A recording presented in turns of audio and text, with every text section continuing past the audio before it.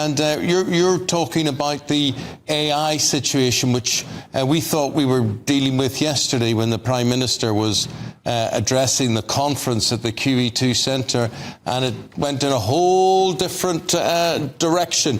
What's the message you're trying to get out here today? Well, Keir Starmer's speaking at that Tech Week conference this morning, right now in fact, and he'll be talking about the opportunities of AI, how it can bring about more productivity and efficiencies in our economy, how it can transform our public services and enable us to do a lot more things more effectively and faster and more accurately. However, it does bring challenges as well, many of which we've been talking about in recent weeks, and those challenges need to be harnessed and directed for the public good. So whether that's the disruption to the economy that will come about as jobs change, whole workforces change, sectors change, a bit like we saw in the 70s and 80s with deindustrialisation, unless the government is active in that and making sure that it's not just the same communities that are left on the scrap heap because of this big disruption, then we will have failed. But it's also looking at how we can ensure responsible and ethical regulation of AI, because some of these tools are incredibly powerful, very, very powerful. In fact, some of the people who've developed them don't really know the power of them, as they said, and how they might be used. And so we want to see the UK doing a lot more at home to regulate and lead the world in that whole approach to responsible AI regulation, which I think we can do, but we aren't walking the walk at home at the moment. We aren't putting in place some of those pieces of legislation we could be doing. Right, OK. I mean, the Prime Minister would say that, he really does want to lead the world on this. He was raising it in Washington just last week and addressing the same conference yesterday, talking about the importance of innovation as well as regulation. The only thing I can detect really different from what you're saying Sir Keir Starmer will say to the same conference today is around the protection of jobs. That sounds like a new area, particularly that Labour's focusing on.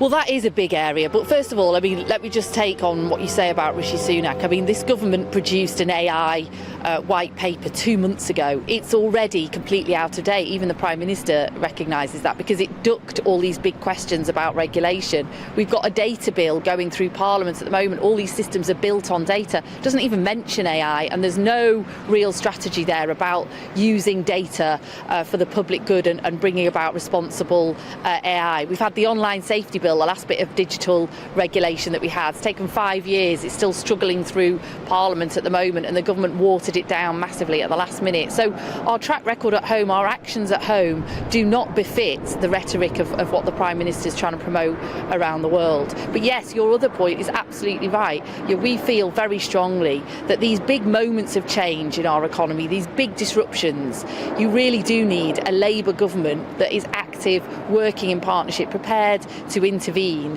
to protect communities and to protect the many, if you like, rather than just the few, from these big disruptions, so that we can all enjoy the benefits and they're not unequally felt, and it's not just in the interests of big tech, which is what I worry has been happening under this Conservative government. Well, Lucy, these sound like fine words, securing people's livelihoods and their futures and all that sort of thing, but there's no doubt AI will cost jobs as well. How do you see people being integrated into the whole process to protect their communities and protect their careers?